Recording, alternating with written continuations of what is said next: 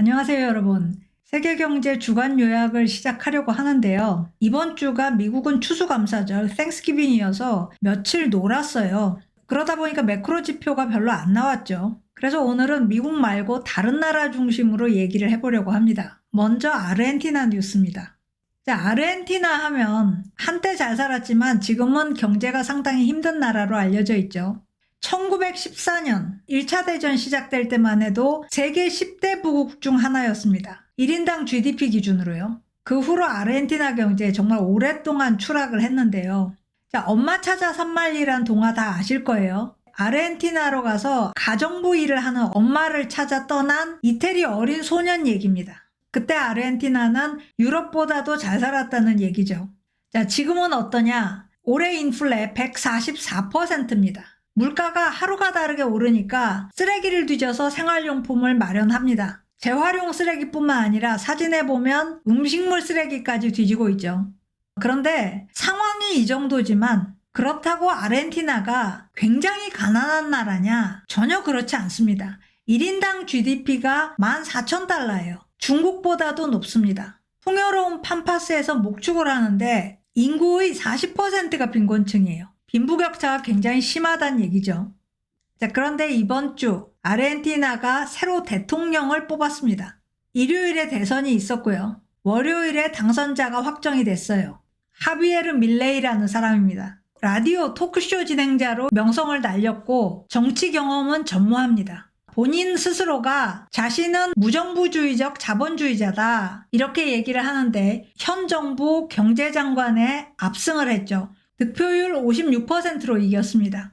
아르헨티나가 굉장히 오랫동안 패론주의였죠. 좌파 성향의 파퓰리스트인데 이쪽과 비교하면 밀레이는 우파 경향이 아니라 극우 파퓰리스트라고 보면 될 것 같아요. 선거 승리 연설에서 점진주의는 없을 거다. 한 번에 모든 걸 바꾸겠다. 이렇게 단언을 했습니다. 경제에 한방 쇼크를 주겠다. 이런 거죠.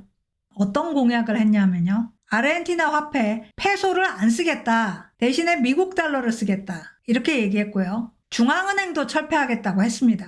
자, 정부 예산 대폭 줄입니다. 현재 정부 예산이 GDP의 38% 정도 되는데 그걸 15%로 줄인다. 절반보다 훨씬 더 줄이겠다는 거죠. 그리고 장관은 현재 18명인데 8명으로 줄이겠다. 이렇게 공약을 했습니다. 자, 밀레이 당선 효과가 곧바로 나타났어요. 달러 표시 국채 가격이 올랐습니다. 그리고 미국에 상장돼 있는 아르헨티나 기업 주가가 급등했어요. 국채 가격은 한 5% 올랐는데 지금 국채 가격 굉장히 많이 떨어져 있어서요. 표시 가격 1달러 대비 실제 가격 35센트 정도밖에 안 됩니다. 이게 한 5% 오른 거고요. 반면에 주가는 40% 정도 급등했습니다. 투자자들이 기대를 한다는 거죠.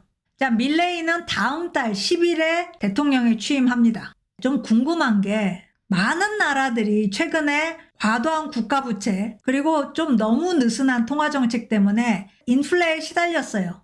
그런데 아르헨티나 정도는 아니죠. 아르헨티나 인플레는 지구상에서 현재 최악입니다. 다른 나라들은 거기다가 중앙은행의 긴축정책으로 인플레 제압에 어느 정도 성과를 보이고 있습니다. 그렇다면 아르헨티나는 왜 다르냐? 여러 가지 이유가 있지만 가장 큰 이유가 중앙은행의 독립성이 없어요. 아르헨티나 중앙은행은 재무부 필요에 따라서 움직이는 조직입니다. 경제학자들은 이거를 재정 우선이라고 하죠. 재정의 지배라고도 합니다.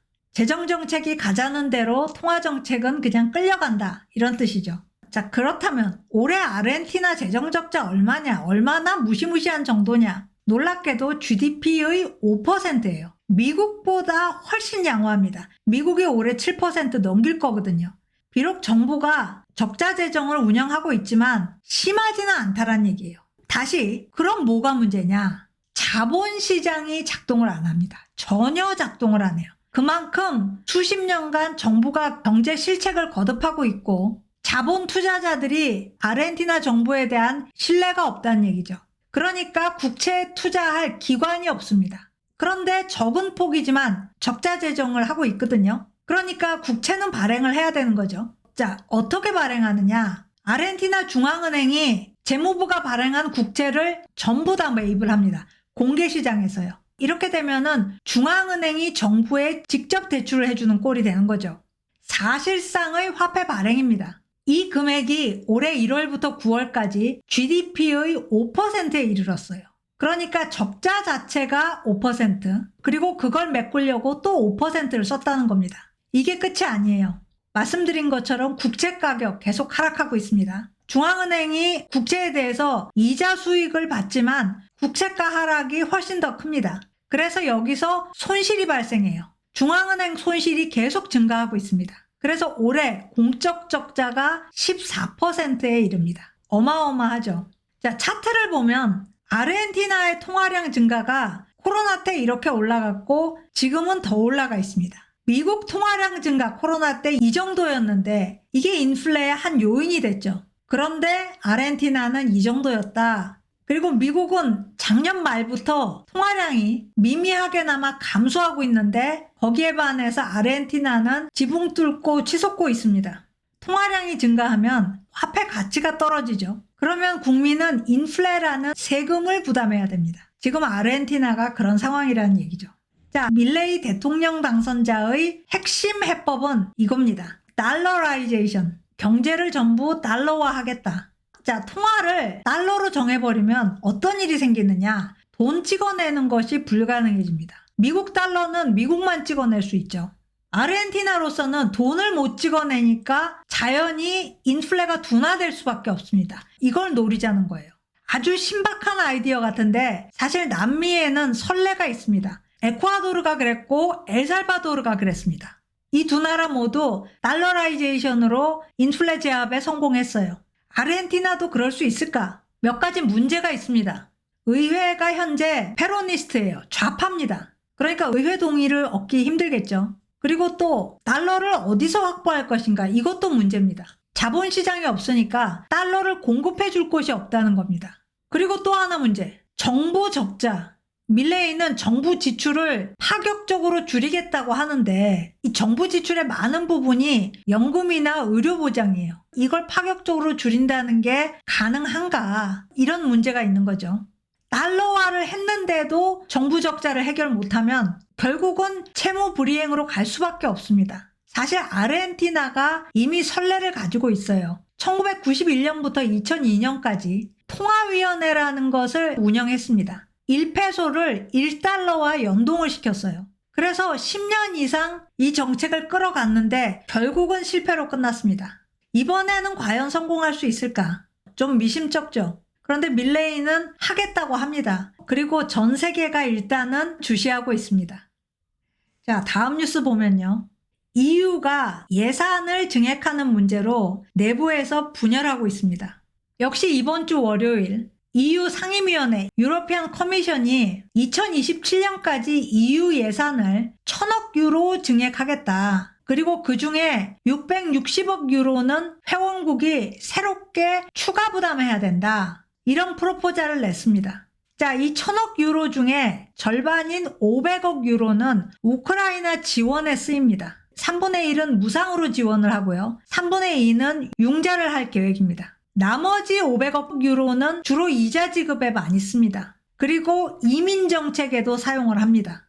목요일에 회원국들이 모여서 예산 제한에 대한 논의를 처음으로 했습니다. 자, 그런데 목요일 논의 자리에서 독일이 심각한 발언을 했어요. 얼핏 듣기에는 심각하지 않은데 내용을 알면 굉장히 심각합니다. 어느 나라에 얼마를 할당할까를 논의하기 전에 어디에서 이 추가 예산을 확보할지부터 분명히 할 필요가 있다. 독일은 EU 예산에 대한 최대 공여국입니다. 급하면 독일 호주머니에서 돈이 나왔어요. 그런데 지난주에 독일에서 법원 판결 폭탄이 터졌어요. 지난주 수요일에 독일 연방 헌법재판소에서 기후정책 명분으로 산업 지원하는 600억 유로는 불법이다. 이렇게 최종 판정을 한 겁니다. 독일 정부 곧바로 모든 관련 예산 집행을 동결했습니다. 이 600억 유로가 무슨 돈이냐? 코로나 지원금으로 확보한 돈 중에 사용하지 않은 금액입니다. 이걸 다른 용도로, 특히 반도체 공장 건설, 그리고 철도 개선 프로젝트에 쓸 생각이었어요. 그런데 이런 프로젝트들이 올스탑될 위험에 직면했다는 겁니다. 자, 그럼 독일은 추가 예산이라는 게 없느냐? 있긴 있습니다. 그런데 2009년에 독일이 예산 브레이크라는 거를 법제화했어요. 위기 상황이 아닐 때 추가 예산은 GDP의 0.35%로 한정한다. 더 이상은 안 된다. 이걸 법으로 정한 겁니다.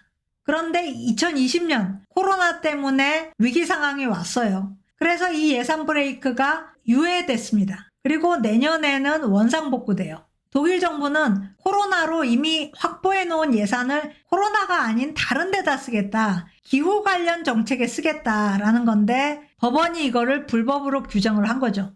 이게 지금 예산의 위기 정도가 아니에요. 현재 독일 정부 3개 정당 연정인데 이 정부가 해산될 위기에 직면해 있습니다. 이렇게 되면 EU 전체가 추가 예산 1,000억 유로를 과연 마련할 수 있느냐, 이게 문제가 되는 거죠. 독일이 이렇게 손발이 묶여 있는데 EU가 무슨 수로 1,000억 유로를 마련하냐, 어디서 마련하냐, 이런 문제가 있습니다. 거기다가 독일 경제 문제도 있죠. 지금 3분기 연속 역성장하고 있습니다. 독일이 이 돈으로 경제를 좀 부양해 보려고 하는데 그런데 그 돈을 못 풀게 된 거죠. 일단 EU는 원칙에는 합의를 했습니다. 무조건 우선적으로 우크라이나를 원조한다. 그런데 지금 상황상 다른 용도는 다시 논의를 할 수밖에 없게 된 것 같아요. EU의 기후 관련 산업 드라이브, 반도체 드라이브 계획했던 것보다 상당히 축소될 가능성이 있습니다. 자, 오늘 스캔 여기까지입니다. 고맙습니다.